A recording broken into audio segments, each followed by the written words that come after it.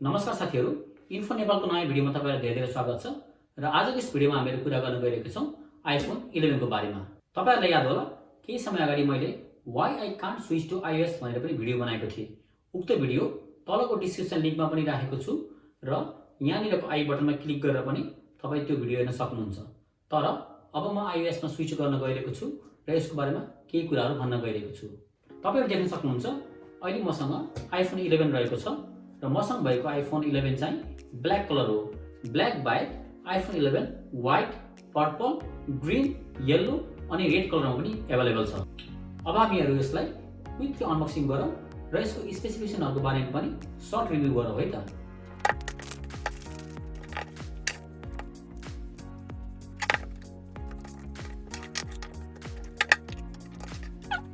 बक्सिङको कुरा गर्दा iPhone 11 मा ह्यान्डसेट बाहेक युजुअल चार्जर अनि हेडफोनहरु रहेको छ। iPhone 7 देखि नै iPhone ले 3.5 mm हेडफोन ज्याक हटाएको थियो, सो यसमा पनि लाइटनिङ कनेक्टर हेडफोन छ। चार्जरको कुरा गर्दा यसमा रेगुलर 5 वाट चार्जर रहेको छ। iPhone 11 ले फास्ट चार्जर सपोर्ट गर्ने भए पनि बक्समा चाहिँ नर्मल चार्जर नै इन्क्लुड गरेको छ। बट तपाईलाई फास्ट चार्जर मन पर्छ भने तपाईले छुट्टै चार्जर पनि किन्न सक्नुहुन्छ। तर iPhone 11 Pro अनि iPhone 11 Pro Max मा भने फास्ट चार्जर बक्समा नै इन्क्लुड भएको छ। डिस्प्लेको कुरा गर्दा यसको स्क्रिन साइज 6.1 इन्च छ भने रिजोल्युसन 828/1792 रहेको छ। सायद iPhone 11 को लाइनको सस्तो भेरिएन्ट भएर होला यसमा OLED स्क्रिन चाहिँ युज भएको छैन। रेगुलर र नर्मल युजमा तपाईको स्क्रिन रिजोल्युसनमा त्यस्तो इस्यु हुँदैन, तर iPhone 11 Pro र iPhone 11 Pro Max लाई साइडमा राख्नु भयो भने चाहिँ तपाईले स्क्रिन क्वालिटीको डिफरेन्स देख्न सक्नुहुन्छ।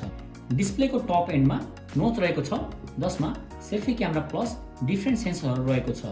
iPhone 8 प्लस पछिको फोनमा iPhone ले टच आईडी हटाएर फेसियल आईडी लाई नै बायोमेट्रिक्सको रूपमा इन्क्लुड गरेको छ। सो यो सेन्सरहरुले फेसियल अनलकको लागि काम गर्छन्। iPhone ले क्लेम गरे अनुसार पछिल्लो वर्षको iPhone भन्दा यसमा 25% क्विक फेस रिकग्नाइजेसन हुन्छ भनेको छ।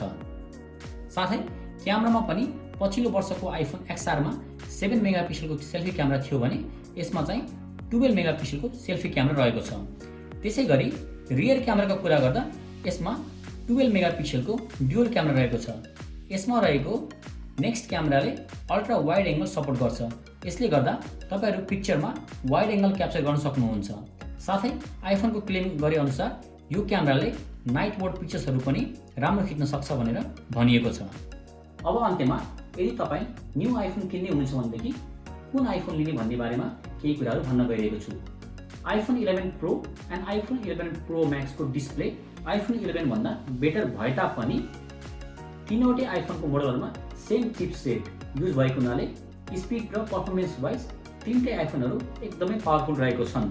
तर यदि तपाई धेरै गेम खेल्नुहुन्छ र डिस्प्ले तपाईको लागि एकदमै इम्पोर्टेन्ट फ्याक्टर हो भने तपाईहरु iPhone 11 Pro अथवा iPhone 11 Pro Max अप्सन पनि कन्सिडर गर्न सक्नुहुन्छ।